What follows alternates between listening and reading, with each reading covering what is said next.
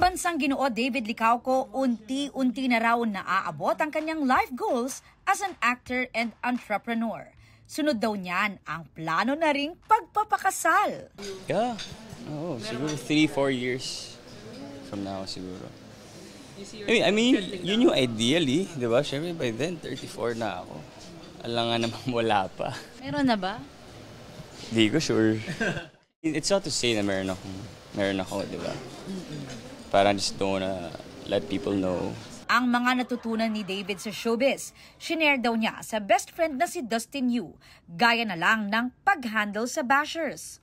Sabi ko sa kanya na, wag mo na isipin yung mga haters. Control what you can control.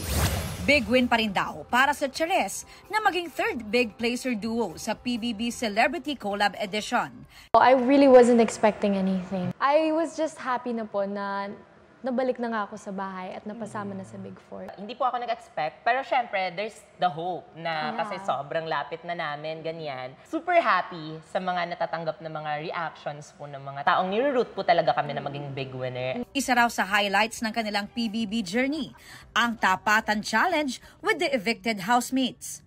Nagpatibay rin daw sa kanila ang mga natatanggap na puna. Si Charlie bilang youngest housemate na nasabihang immature. I hope people know that in my generation, a lot of us are misunderstood also.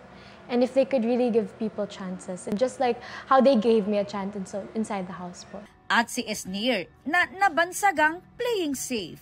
Siguro po, ako lang po yung walang kalaban sa bahay. Feeling ko siguro talaga nila na, Hindi, kasi po yung, ako, kilala po talaga ako na nagbe-bring ng light sa house. Yes. At yun po yung pinakauna ko po talagang... Ikaw talaga yan. Yes. Kumbaga, yun po yung, ako na po yun eh. Yun na po yung... Another housemate is making headlines. Sa TikTok video ni Shuvi Etrata, di nakaligtas sa mga mata ng netizens ang anilay familiar na watermark sa gilid. Ang TDH o Tall, Dark and Handsome na si Anthony Constantino. Aubrey Carampel, nagbabalita para sa GMA Integrated News. Huwag magpahuli sa mga balitang dapat niyong malaman. Mag-subscribe na sa GMA Integrated News sa YouTube.